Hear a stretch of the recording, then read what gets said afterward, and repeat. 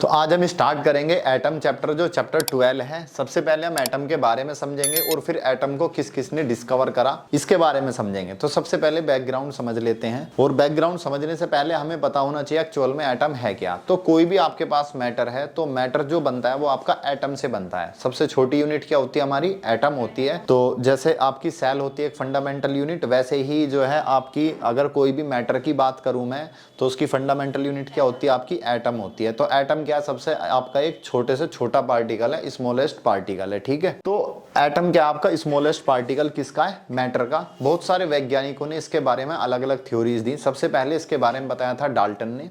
Dalton ने 4-5 बात बताई थी। हम डिटेल में तो यहाँ डाल्टन की एटॉमिक थ्योरी पढ़ेंगे नहीं, बस मेन पॉइंट देख लेते हैं, फिर उसकी कमियां क्या थी, लिमिटेशंस क्या थी। डाल्टन ने कहा था कि जो भी मैटर है वो सारे के सारे एटम से मिलकर बने होते हैं। ये बात बिल्कुल ठीक थी डाल्टन की। दूसरा, डाल्टन ने ये कहा था एटम्स आर इनडिविजिबल, मतलब आप उसको तोड़ नहीं सकते, उसके अंदर ये नहीं पता कर सकते कि उसके अंदर है क्या। तो एटम्स क्या है आपके, इनडिविजिबल है, अनब्रोकेबल है, ठीक है। लेकिन कमी ये थी, बाद में क्या हुआ, हम जो है एटम को उसको ब्रेक कर पाए, उसको डिविजिबल कर पाए। उसके बाद हमें पता चला उसके बाद उसके अंदर क्या क्या होते हैं, इलेक्ट्रॉन, प्रोटॉन, न्यूट्रॉन, जिनकी डिस्कवरी हुई। तो ये उसकी लिमिटेशंस थी। डाल्टन के बाद हमें बताया थॉमसन ने एटम के बारे में। थॉमसन ने क्या बताया था, जैसे वाटरमेलन हमारे पास होता है, आपने पढ़ा भी होगा इसके बारे में। ये कोई वाटरमेलन है, इसके अंदर आपके निगेटिव चार्ज धसे हुए होते हैं, जैसे तरबूज के अंदर बीज धसे हुए होते हैं, ठीक है। और जो इसके बाद जो ये वाला एरिया है सारा क्या है, पॉजिटिव चार्ज है। एक बात सबको पता था कि एटम जो होता है इलेक्ट्रिकली न्यूट्रल होता है। तो अगर उन्होंने निगेटिव चार्ज बता दिया तो ये कहा जितना निगेटिव चार्ज है उतना ही क्या है यहाँ पर ये पॉजिटिव चार्ज है। और या फिर आप ये कह सकते हो, अगर तरबूज का ये ना लो, जैसे आपके पास क्या है हमारा, मान लो पुडिंग, मान लो कोई आपकी मिठाई या खीर टाइप मान लो, उसके अंदर प्लम्स है, मान लो आपके ड्राई फ्रूट है, तो वो खीर के अंदर ड्राई फ्रूट आपके इस तरह से हैं, जैसे तरबूज के अंदर बीज धसे हुए होते हैं, वैसे ही एटम के अंदर आपके इलेक्ट्रॉन इम्बेडेड होते हैं, धसे हुए होते हैं। तो इनकी लिमिटेशन क्या थी, इसके बाद जो था इनका एक जो था स्टूडेंट था वो तो रदरफोर्ड जो था, तो रदरफोर्ड ने जो अल्फा स्कैटरिंग एक्सपेरिमेंट करा था उसको ये एक्सप्लेन नहीं कर पा रहा था थॉमसन्स मॉडल। थॉमसन ने जो बातें बताई कि भैया हमारा ऐसा ऐसा एटम है, इसके अंदर इलेक्ट्रॉन धसे हुए हैं, इन्होंने ऐसे ही ये थियोरेटिकल बातें बता दी, कोई एक्सपेरिमेंटल इसका प्रूफ नहीं दिया। तो इसको इतना ठीक नहीं माना गया। उसके बाद जब रदरफोर्ड ने इसका एक्सपेरिमेंट करा, अल्फा स्कैटरिंग आपका एक्सपेरिमेंट आपने देखा होगा, उसको हम आगे डिटेल में पढ़ेंगे। तो वो उसने जो वहां बातें बताई जो एक्सपेरिमेंट से प्रूफ हुई, वो बातें थॉमसन का मॉडल प्रूफ नहीं कर पा रहा था। तो थॉमसन का मॉडल भी की कमियां यही थी कि अल्फा स्कैटरिंग एक्सपेरिमेंट को ये एक्सप्लेन नहीं कर पाया, ठीक है। थोड़ा थोड़ा बेसिक जानना है। मेन हमारा है रदरफोर्ड का अल्फा स्कैटरिंग एक्सपेरिमेंट। अब अल्फा स्कैटरिंग एक्सपेरिमेंट से पहले थोड़ा सा हमें अल्फा पार्टिकल के बारे में जानना जरूरी है, क्योंकि हमें अल्फा पार्टिकल की कुछ प्रॉपर्टीज पता होनी चाहिए। अल्फा पार्टिकल बेसिकली होता क्या है, जो हमारे रेडियो एक्टिव एलिमेंट होते हैं उनके अंदर से जब वो ब्रेक होता है तो वहां से आपका अल्फा पार्टिकल निकलता है। और अल्फा पार्टिकल होता क्या है, अल्फा पार्टिकल के पास आपके दो तो प्रोटॉन होते हैं और 2 ही न्यूट्रॉन होते हैं। और अल्फा पार्टिकल ये मान लो आप हीलियम का जो न्यूक्लियस होता है, हीलियम का न्यूक्लियस क्या होता है, उसका एटॉमिक नंबर 2, मास नंबर क्या होता है 4 होता है। तो इसका एटॉमिक नंबर 2 होता है, उतने ही इसके अंदर प्रोटॉन पाए जाते हैं। तो जो हीलियम का न्यूक्लियस है उसके अंदर 2 प्रोटॉन होते हैं। अच्छा, मास 4 है तो यहाँ पर 4 चीजें होंगी, क्योंकि किसी भी आपका एटम का जो मास होता है न्यूक्लियस के अंदर डिपेंड करता है। न्यूक्लियस के जो उसका मास न्यूक्लियॉन्स के ऊपर डिपेंड करता है। न्यूक्लियॉन्स क्या होते हैं, प्रोटॉन प्लस न्यूट्रॉन। तो किसी भी आपको एटम का मास सारा का सारा कहाँ होता है, न्यूक्लियस में होता है। न्यूक्लियस का मास अगर आपको बताना हो तो न्यूट्रॉन प्लस प्रोटॉन। तो मास नंबर 4 है तो 2 प्रोटॉन होंगे, 2 न्यूट्रॉन्स होंगे। तो ये मेरा न्यूक्लियस होगा किसका, हीलियम का। इसी को मैं अल्फा पार्टिकल है, ये मेरा क्या है, ये मेरा अल्फा पार्टिकल। इलेक्ट्रॉन मान लो जो भी है उसके बाहर ऑर्बिट के चक्कर लगाते हैं न्यूक्लियस के। अब अल्फा पार्टिकल अगर मैं बात करूं, चार्ज कितना होता है अल्फा पार्टिकल पे, चार्ज एक प्रोटॉन पे चार्ज कितना होता है 1.6 × 10⁻⁹ कूलम पॉजिटिव। तो चार्ज ऑन अल्फा पार्टिकल पे कितना हो जाएगा, क्योंकि 2 प्रोटॉन है मेरे पास, 2 प्रोटॉन है तो चार्ज हो गया 1.6 × 10⁻⁹ कूलम। 2 से मल्टीप्लाई कर देंगे 3.2 हमारा आ जाएगा। अगर मैं मास की बात करता हूं तो मास होता है इसका 4 AMU। कितना होता है, अब मास को हम किलोग्राम या ग्राम में तो नाप नहीं सकते, क्योंकि एटम क्या है, न्यूक्लियस क्या है, बहुत छोटा है, तो मास भी बहुत छोटा होता है। तो हमें सबसे छोटी यूनिट AMU लेनी पड़ती है इसकी। 1 AMU होता है हमारा 1.67 × 10⁻27 kg। तो मेरे पास मास कितना आ जाएगा इसका 1.67 इंटू 10 की पावर -27 kg। ये मेरे पास आ गया मास। तो ये हमारी कुछ अल्फा पार्टिकल की प्रॉपर्टीज है। अल्फा पार्टिकल थोड़ा सा हैवी होता है क्योंकि इसका मास कितना है, आपका इतना मास होता है, तो काफी हैवी पार्टिकल है। तो इसके बारे में हम अच्छे से स्टडी कर सकते हैं सारी चीजें। अब यहाँ पर रदरफोर्ड ने हमारा एक्सपेरिमेंट करा। रदरफोर्ड ने एक्सपेरिमेंट करा अल्फा स्कैटरिंग पार्टिकल का। उसने क्या करा रदरफोर्ड ने एक रेडियो एक्टिव एलिमेंट लिया और रेडियो एक्टिव एलिमेंट को लेड ब्लॉक के अंदर रख दिया। लेड ब्लॉक के अंदर रखने का इसका मेन रीजन ये था कि जिससे रेडियो एक्टिव एलिमेंट किसी के साथ रिएक्शन ना करे, ठीक है। अगर वो रिएक्ट ही कर गया तो यहाँ बचेगा नहीं, तो फिर यहाँ से अल्फा पार्टिकल नहीं निकल पाएंगे। जैसे ये ब्रेक होगा रेडियो एक्टिव एलिमेंट, यहाँ से अल्फा पार्टिकल निकलेंगे। अल्फा पार्टिकल की एक पूरी बीम निकलेगी। तो यहाँ पर हमने एक कोलीमीटर लगा दिए। कोलीमीटर क्या काम करेगा, उनको इधर उधर जाने से रोक देगा और सीधी बीम हमारी पहुंचा देगा। उसके बाद ये बीम पहुंची हमारी कहाँ, गोल्ड फॉयल। सामने गोल्ड फॉयल लगाई थी उन्होंने, दोनों तरफ स्टैंड लगा दिए जिससे गोल्ड फॉयल को रोक सके, ठीक है। गोल्ड फॉयल ही क्यों ली थी, गोल्ड की फॉयल इसलिए ली थी क्योंकि गोल्ड का क्या एटॉमिक नंबर 79 होता है, तो ये इसका न्यूक्लियस काफी बड़ा होता है और बड़े चीज को स्टडी करना काफी आसान होता है। और दूसरा क्या है, जब यहाँ से अल्फा पार्टिकल जाएंगे तो उनके लिए भी क्या है, कोई सामने जो मास होना चाहिए थोड़ा बड़ा होना चाहिए जिससे वो आसानी से उससे फोर्स ऑफ रिपल्सन आपका लग सके। अब वो कैसे कैसे लगेगा वो समझते हैं। अभी क्या हुआ, इन्होंने यहाँ से बस ये एक्सपेरिमेंट करा, ये गोल्ड फॉइल लगाई और यहाँ से क्या हुआ, काफी सारे आपके अल्फा पार्टिकल सीधे निकल गए, गोल्ड फॉइल से सीधे निकल गए। कुछ आपके इधर मुड़ गए, कुछ इधर मुड़ गए, कुछ आपके कई हजार में से वापस आ गए। अब इन्होंने बस पहले एक्सपेरिमेंट करा है, अब इसकी ऑब्जर्व करेंगे कि एक्चुअल में हुआ क्या क्या है। यहाँ पर हमने एक स्क्रीन लगा रखी है, जिंक सल्फाइड की स्क्रीन लगा रखी है। जिंक सल्फाइड की क्यों ली, क्योंकि जैसे ही अल्फा पार्टिकल जाके यहाँ टकराएंगे तो यहाँ पर जो ना थोड़ी सी चमक होगी। जैसे ये जहां भी टकराएंगे ना अल्फा पार्टिकल, वहां पर क्या होगी, चमक होगी, सिंटिलेटिंग मतलब सिंटिलेशन होगा, वहां पर चमक होगी, जिससे हमें पता लग जाएगा कि यहाँ पर हमारा अल्फा पार्टिकल आके टकराया है और वो यहाँ से कितना बैंड हो गया है, ठीक है। उसको हम ऐसे तो देख नहीं सकते, हम उसको कैसे देखेंगे, हमारा रोटेटेबल डिटेक्टर लगा हुआ है, ये आपका रोटेट कर रहा है चारों तरफ और इसके अंदर एक माइक्रोस्कोप लगा हुआ है। क्या है इसके अंदर, माइक्रोस्कोप। माइक्रोस्कोप की हेल्प से हम इसको देख पाएंगे यहाँ पर सारी चीजों को। तो ये पूछ लिया जाता है जिंक सल्फाइड क्यों यूज करते हैं। जिंक सल्फाइड इसलिए यूज करते हैं जिससे सिंटिलेशन का पता चल जाए, जहां पर ये आपके अल्फा पार्टिकल जाके टकराएंगे तो वहां पर क्या होगा, चमक होगी, ठीक है। तो हमें पता लग जाए कि यहाँ पर हमारा अल्फा पार्टिकल आके टकराया है। तो ज्यादातर हमारे most of alpha particle pass straight सीधे के सीधे निकल गए। अब क्यों निकले वो सारी की सारी चीजें हम यहाँ पर देखेंगे। अब इसी के बारे में यहाँ पर लिखा हुआ है, क्योंकि जो हमने अरेंजमेंट बनाया इसके बारे में थोड़ा सा हम पहले डिस्क्राइब करेंगे क्या क्या है। तो एक रेडियो एक्टिव सोर्स है ऑफ अल्फा पार्टिकल का, जहां से अल्फा पार्टिकल निकल रहे हैं, ये हमारा रेडियो एक्टिव सोर्स है। और वो किस चीज के अंदर बंद है, लेड ब्लॉक के अंदर है। लेड ब्लॉक है बाहर से मेरा, इसके अंदर मेरा रेडियो एक्टिव सोर्स है जिससे मेरे अल्फा पार्टिकल निकल रहे हैं। एक नैरो बीम निकलती है अल्फा पार्टिकल की, ठीक है, कोलीमीटर के थ्रू जाती है। कोलीमीटर है a narrow beam of alpha particle passing through collimator and fall on thin gold, और जाके थिन गोल्ड फॉइल पे जाके वो गिर जाती है। The alpha particle scattered in different direction. Alpha particle जो है डिफरेंट डायरेक्शन में ऐसे भी चलेंगे, ऐसे भी चलेंगे, ऐसे भी। तो अल्फा पार्टिकल आपके स्कैटर्ड हो गए इन डिफरेंट डायरेक्शन, और उसको हमने ऑब्जर्व करा कहां पर, जिंक सल्फाइड की स्क्रीन पर। कहां ऑब्जर्व करा हमने, जिंक सल्फाइड की स्क्रीन पर, with the help of rotatable detector and microscope. Detector और माइक्रोस्कोप की हेल्प से हमने इसको डिटेक्ट कर लिया, ठीक है।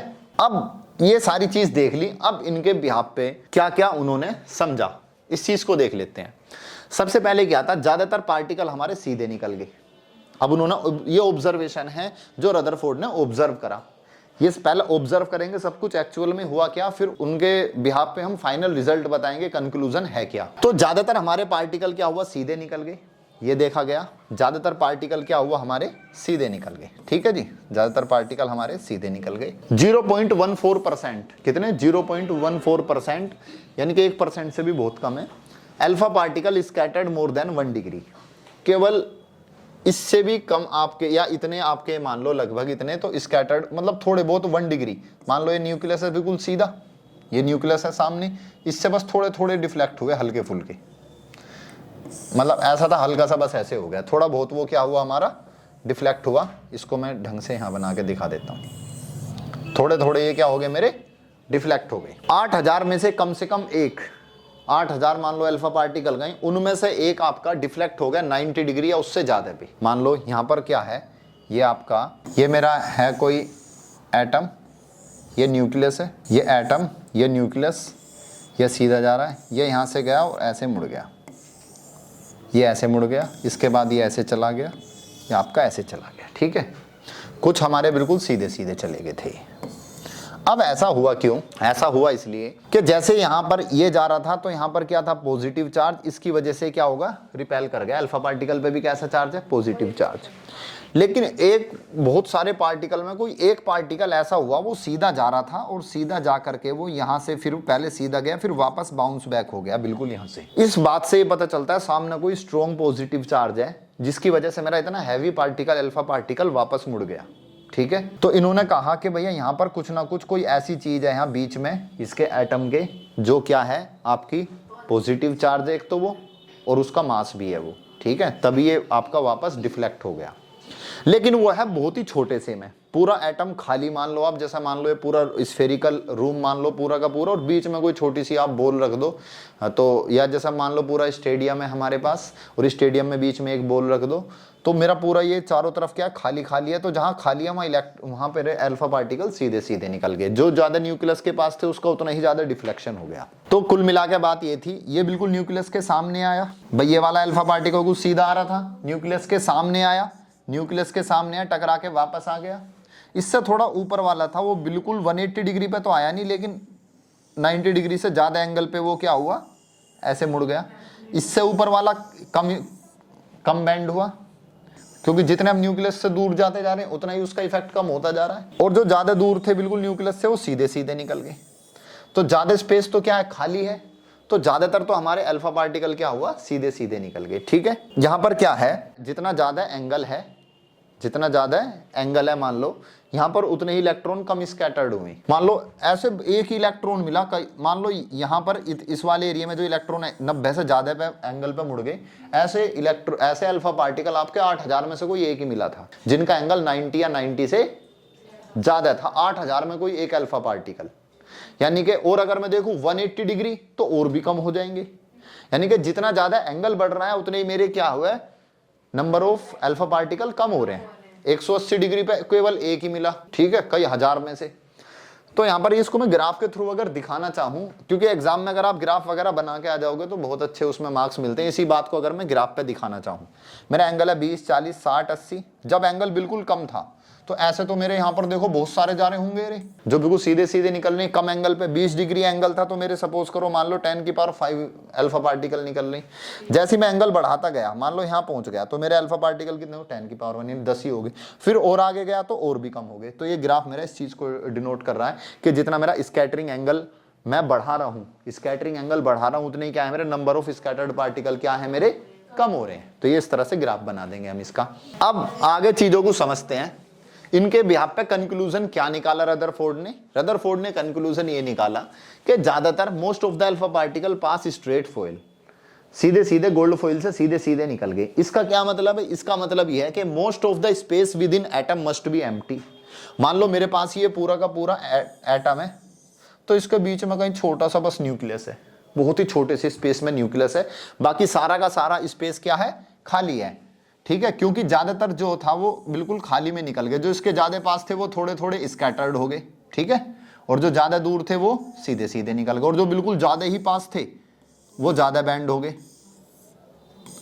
ठीक है, वो ज्यादा बैंड हो गए, जो जितने न्यूक्लियस के पास उतना ही उसका एंगल ज्यादा हो गया। लेकिन ऐसे हमारे बहुत कम थे, क्योंकि न्यूक्लियस का स्पेस क्या बहुत छोटा है, तो यहाँ पर तो बहुत ही कम पार्टिकल आ पाएंगे। तो इन्होंने कहा कि भैया ज्यादातर स्पेस क्या है, ये एटम के अंदर क्या है हमारा, ये वाला स्पेस क्या है, खाली है।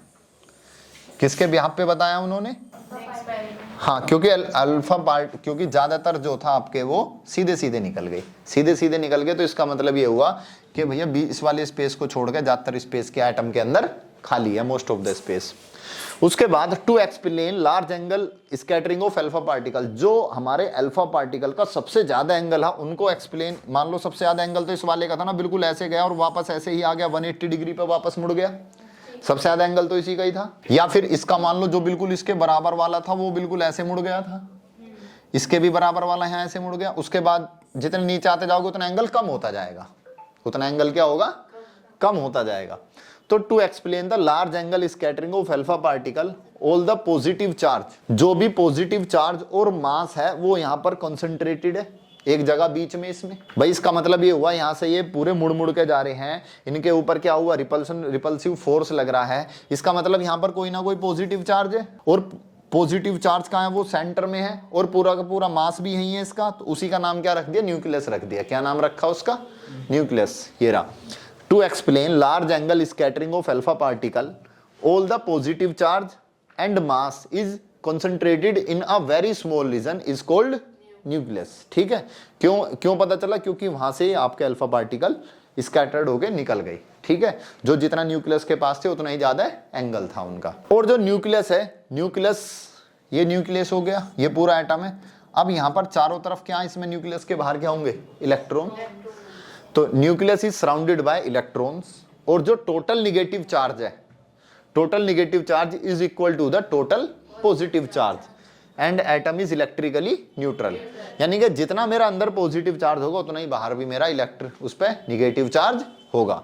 ये हमने उन्होंने कंक्लूजन निकाला रदरफोर्ड ने। तो पहले उन्होंने एक्सपेरिमेंट करके देखा, ऑब्जर्व करा, ऑब्जर्व करने के बाद उन्होंने फाइनल रिजल्ट बताया अपना कंक्लूजन।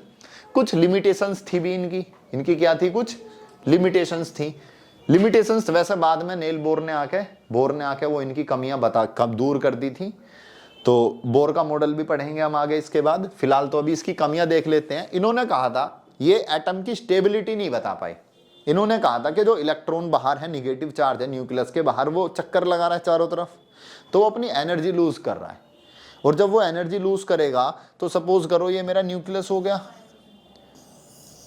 यहां मेरा इलेक्ट्रॉन को ये था, ये चक्कर लगा रहा, थोड़ी देर में ये क्या होगा, न्यूक्लियस के पास आता चला जाएगा और आके इस पे गिर जाएगा। तो इनकी ये बात ये एटम की स्टेबिलिटी को एक्सप्लेन नहीं कर पाई है। It could not explain the stability of atom, that is electron should fall into nucleus. ये थी इनकी कमियां। अब आपसे एक चीज ये पूछ ली जाती है, ये जो एक एटम जा रहा था, जो बिल्कुल 180 डिग्री पे गया और वापस मुड़ गया, ये मैक्सिमम कितनी डिस्टेंस तक जा सकता है आगे। भाई ये कितनी दूर से ये मुड़ा, मैक्सिमम कहां तक जा सकता है, इसको कहते हैं distance of closest approach. Distance of closest approach. तो ये क्या थी हमारी, it is the closest distance from gold nucleus up to which alpha particle can reach. कि आपका अल्फा पार्टिकल जो गोल्ड फॉइल का न्यूक्लियस है वो कहां तक ये जा सकता है। तो हमने माना यहां तक गया और यहां से वापस आ गया, तो मुझे ये वाली डिस्टेंस मैंने r0 मान ली। तो ये r0 वाली डिस्टेंस मेरी कितनी होगी ये बतानी है मुझे। अब ये बताओ, जब मुझे इस डिस्टेंस को निकालना है, जब मेरा अल्फा पार्टिकल मेरा जा रहा था इस तरफ, अल्फा पार्टिकल क्या था मेरा, जा रहा था, तो इसके अंदर काइनेटिक एनर्जी थी। और जैसे ही यहां पर ये जाएगा, इस पॉइंट पर पहुंच गया, जब रुकने वाला था उस टाइम पे इसकी काइनेटिक एनर्जी बिल्कुल जीरो होगी। जब रुकेगा वेलोसिटी जीरो होगी तो काइनेटिक एनर्जी जीरो होगी। उस टाइम पे इसकी सारी काइनेटिक एनर्जी कन्वर्ट होगी पोटेंशियल एनर्जी में, यानी कि वो सारी की सारी आपकी काइनेटिक। तो जब ये यहां पहुंचेगा तो काइनेटिक एनर्जी किसके बराबर हो जाएगी, वो सारी आपकी पोटेंशियल एनर्जी के। तो अगर मैं इस पॉइंट की बात करूं, at the closest point, at the closest point, बताओ काइनेटिक एनर्जी किसके बराबर हो जाएगी, पोटेंशियल एनर्जी के। काइनेटिक एनर्जी का फॉर्मूला क्या, हाफ mv²। अब पोटेंशियल एनर्जी क्या होगी, पोटेंशियल एनर्जी चार्ज पार्टिकल है हमारे, ये अल्फा पार्टिकल भी चार्ज पार्टिकल है, और वहां सामने जो गोल्ड है उसके पे भी, न्यूक्लियस पे भी चार्ज है। दो चार्ज पार्टिकल के बीच में जो मेरी पोटेंशियल एनर्जी होती है वो होती है k q1 q2 अपॉन में r, उनके बीच की डिस्टेंस r। अब मुझे Q1 क्या है, Q1 है मेरा अल्फा पार्टिकल का चार्ज, देख लो जरा ध्यान से। Q1 क्या है मेरा, K तो ऐसे ही आ गया 1/4πε0 होगा ये। तो मेरा अल्फा पार्टिकल पे चार्ज कितना है, 2e। और मेरा जो गोल्ड का ये है, इसका चार्ज कितना होगा भाई, मान लो उसका जो है टोटल प्रोटॉन कितने हैं, Z। टोटल प्रोटॉन कितने, Z एटॉमिक नंबर के बराबर प्रोटॉन होते हैं ना टोटल, और उस पर चार्ज एक पे कितना है, E, तो टोटल चार्ज कितना हो जाएगा, ZE। तो Q2 कितना हो गया मेरा, ZE अपॉन में डिस्टेंस कितनी है मेरी, r0। इसको साइड में लिख लेना, ठीक है।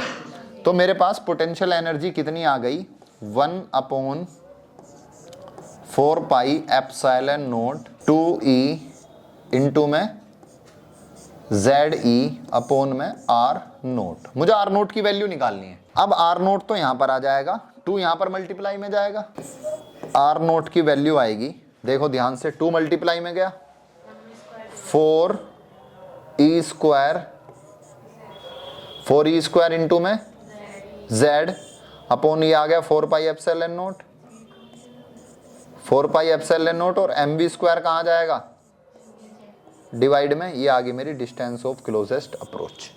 ठीक है, काइनेटिक एनर्जी को इक्वल रख दो किसके, पोटेंशियल एनर्जी के। यहां से मैं आराम से चीजें निकाल सकता हूं। ये रहा जो मेरा बिल्कुल 180 डिग्री पे जा रहा था उसका ही हमने देखा मैक्सिमम, क्योंकि सबसे आगे तक यही वाला पार्टिकल गया है और यहां से ये फिर बिल्कुल सीधा बाउंस बैक हो गया, वापस हो गया 180 डिग्री पे। तो कितने भाई, इसकी डिस्टेंस को r0 मान लिया, बाकी ये मेरे इस तरह से निकल गए, जो ज्यादा दूर था वो सीधे सीधे पास हो गए। ठीक है, अब एक पूछा जाता है इंपैक्ट पैरामीटर, ये भी इसी का ही है, इंपैक्ट पैरामीटर।